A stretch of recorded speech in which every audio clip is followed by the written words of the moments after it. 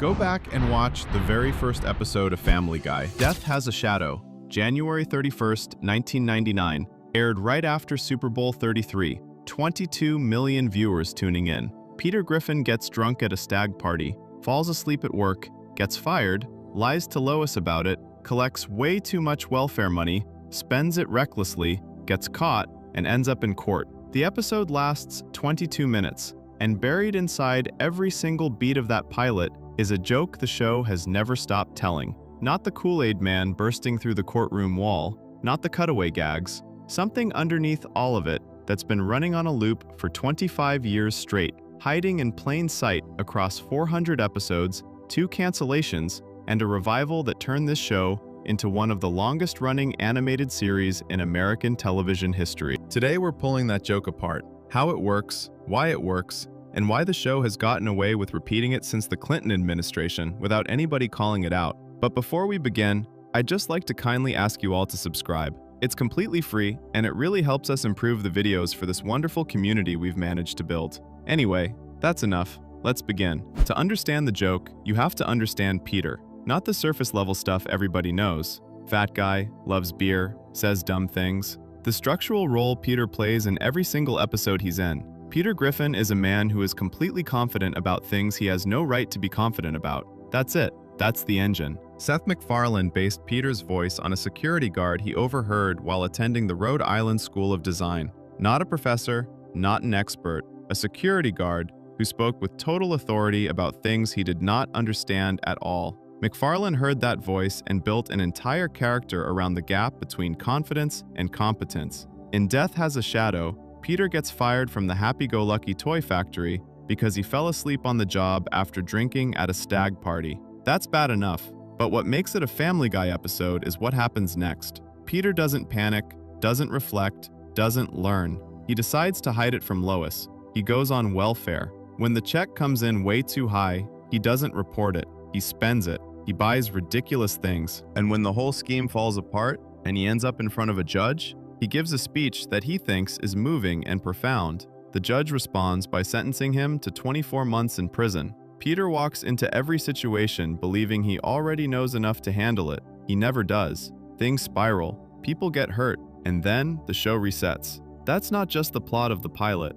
That is the plot of Family Guy. Every season, every year, from 1999 to right now. In E Peterbus Unum, Peter discovers his house isn't technically part of the United States and declares it a sovereign nation called Pretoria. He gets diplomatic immunity and immediately abuses it, singing a musical number about all the things he can now do without consequences. He annexes Joe Swanson's pool. The US government gets involved. It ends exactly how you'd expect. In Mr. Griffin Goes to Washington, Peter gets promoted to president of a tobacco company, not because he's qualified, but because he raised a complaint and the company figured making him president would shut him up. It works. He stops caring that the company is marketing cigarettes to children. The pattern is always the same. Peter encounters a situation. Peter assumes he can handle it. Peter makes it catastrophically worse. The world punishes him or bails him out.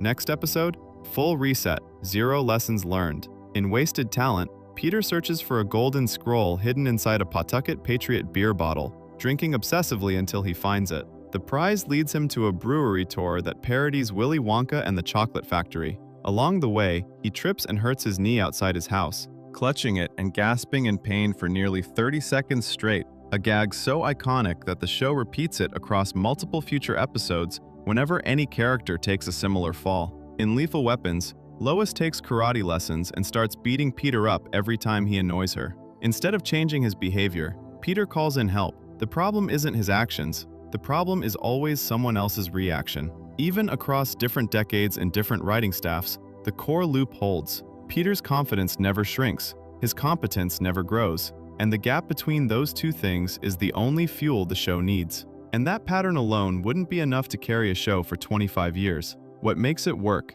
what keeps it invisible, is the delivery mechanism the show invented to disguise the repetition. Family Guy didn't invent the cutaway gag. Monty Python's Flying Circus used them. Laugh-In used them. The Simpsons had versions of them scattered through seasons 4 and 5. But Family Guy did something no other show had done before. It made the cutaway the primary joke delivery system.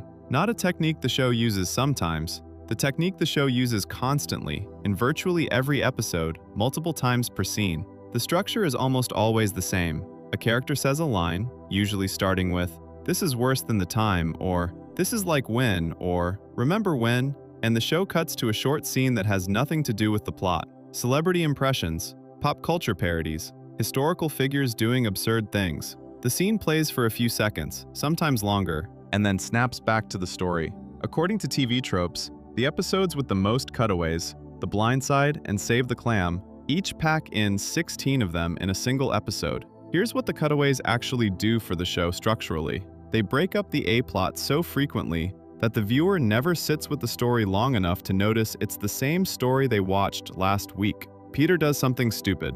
Before the consequences land, the show cuts to a joke about Benjamin Disraeli, or Cookie Monster in rehab, or the Kool-Aid Man showing up somewhere he shouldn't be. By the time the cutaway ends and you're back in the main plot, the rhythm has reset. You're laughing at the last thing you saw, not analyzing the thing that came before it. The show is aware of this. In the Season 10 episode Back to the Pilot, Brian and Stewie travel back in time to the events of the first episode. While there, they see the characters standing around awkwardly in the moments that would be allotted for a cutaway gag, because in 1999, the cutaways hadn't been invented yet. The show then cuts to a more modern version of the same beat, where the family just checks their phones during the pause. It's a meta joke, but it's also an admission.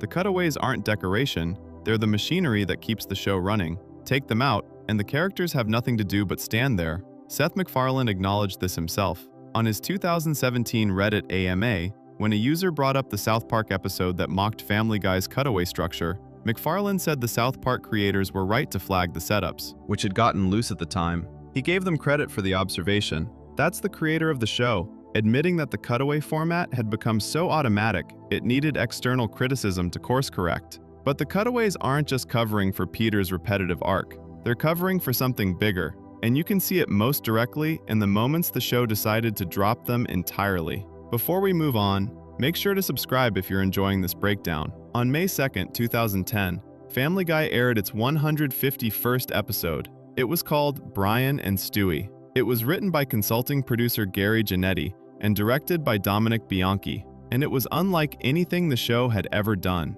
The entire episode takes place inside a bank vault. Brian and Stewie are the only two characters. There are zero cutaway gags. Zero. There is no music, not even over the end credits. Seth MacFarlane, who voices both characters, spent the entire recording session talking to himself for 30 minutes straight. The concept came from producer Cara Vallo, who explained in an interview with Forbes that she and MacFarlane were both huge fans of All in the Family. They were specifically inspired by the episode Archie in the Cellar, in which Archie Bunker gets locked in his cellar with a bottle of vodka, and the show drops its usual format to do something more intimate. Vallo described Brian and Stewie as being like a one-act stage play. No standard gags, no bouncing off other characters, just two people trapped in a room dealing with each other. What happens in that vault is uncomfortable. Stewie soils his diaper and eventually convinces Brian to clean it. They find a gun in Brian's safety deposit box. Brian reveals, after getting drunk on a bottle of Glenfiddich scotch he'd stashed there, that he keeps the gun in case he ever wants to end his own life.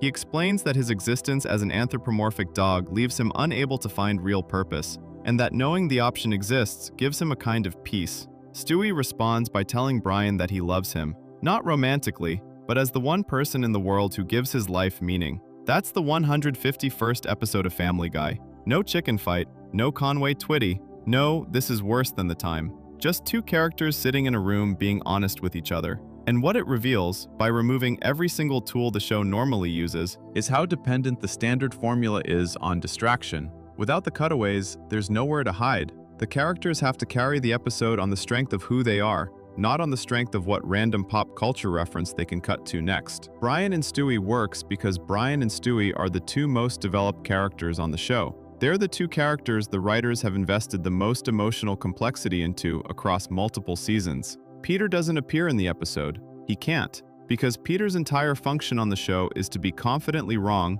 suffer consequences, and reset. That works great when the cutaways are there to break up the rhythm. Without them, there's nothing to build an episode around. Brian and Stewie proved that Family Guy could be something other than what it usually is. And then, the very next week, the show went right back to being exactly what it usually is.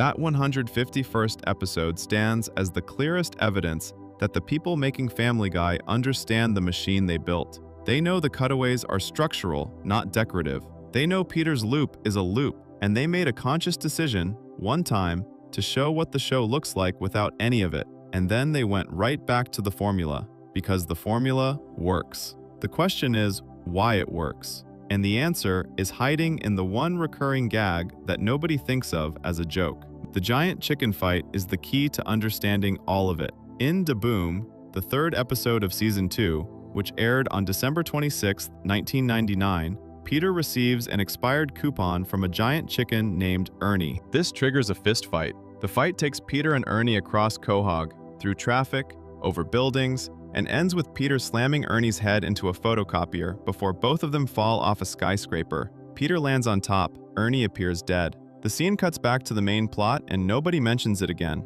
Then Ernie comes back, in Blind Ambition, Season 4, Episode 3. Then in No Chris Left Behind, Season 6. Then Internal Affairs, Season 10. Then Trump Guy, Season 17. Each time, the fight is bigger, longer, more destructive, more absurd. The longest one clocks in at over 6 minutes and includes time travel, a cloning lab, and a zero-gravity fist fight in outer space. In one episode, Peter and Ernie stop fighting long enough to have dinner together with Ernie's wife Nicole. They almost make peace. Then they fight over who gets to pay the bill, and the whole thing starts again. Once roughly every season for over 2 decades, the same two characters fight over the same expired coupon in increasingly elaborate ways, with the same outcome every time. Peter wins, Ernie appears to die, Ernie comes back. The show kept doing it until October 2025, when executive producer Alex Sulkin confirmed in an interview with TV Line that Ernie had been permanently killed off in the Season 25 episode The Chicken or the Meg. Sulkin explained that the character had run its course and the fights had become hard to top. The chicken fight is Family Guy's thesis statement disguised as a recurring gag. It is a conflict that cannot be resolved because neither party is capable of learning from it. Peter keeps fighting because that's what Peter does. Ernie keeps coming back because that's what the show needs him to do. The cause of the fight, an expired coupon, is so trivial that even the characters forget about it. The destruction is massive, the consequences are zero, and the audience watches it happen over and over because each iteration is wrapped in enough new spectacle, new locations, new parodies, new escalation, that it feels fresh even though the underlying structure hasn't changed at all. That's the same joke the show tells in every single episode. A character does something foolish for a trivial reason, things escalate way past the point of reason, massive destruction occurs, nobody learns anything, reset. The chicken fight just strips away the cutaways and the B-plots and the guest stars and shows the mechanism naked. It's the show's entire engine compressed into a 6-minute action sequence about a man punching a chicken because of a coupon. Conway Twitty is the same joke told differently. Starting in the Season 5 episode, Bill and Peter's Bogus Journey, the show began cutting to real archive footage of country singer Conway Twitty performing, sometimes for minutes at a time. McFarlane called Twitty the most astonishingly uncharismatic performer in the history of the business in a 2009 appearance on Kevin Pollak's Chat Show. The writers used him as a gag because it wasted expensive airtime on something deliberately anticlimactic. The joke isn't the footage. The joke is that the show is doing nothing, on purpose, and daring you to keep watching. It's the confidence without competence pattern flipped outward at the audience. The show is confidently wasting your time, and the audacity of it is the punchline. Peter's knee injury from wasted talent is the same joke in miniature. He trips, hurts his knee, and clutches it while inhaling and exhaling in pain for nearly 30 seconds. The gag became so iconic that the show calls back to it repeatedly across later seasons. It's a man who cannot stop hurting himself in exactly the same way, reacting in exactly the same way, every single time. It's the loop in its most compressed form. Every iconic Family Guy bit, when you pull it apart, runs on the same engine. Trivial cause, disproportionate escalation, zero growth, reset. The pattern line up Family Guy's 25 years, and what you're looking at isn't a show that ran out of ideas. It's a show that found one idea in January 1999 and figured out how to repackage it so efficiently that it survived 2 cancellations, earned 9 Emmy Awards, got renewed through 2029, and will celebrate its 30th anniversary without ever fundamentally changing what it is. The pilot told you everything. Peter Griffin is a man who walks into situations with complete confidence and no understanding. The cutaways exist to keep you from noticing that this is the only story the show tells. The chicken fights exist to show you the mechanism stripped bare. Brian and Stewie exist to show you what the show could be if it ever wanted to tell a different kind of story. And Conway Twitty exists to prove that the show doesn't want to. It would rather waste 3 minutes of your time on a dead country singer and dare you to change the channel than change the formula that's kept it on the air for a quarter century.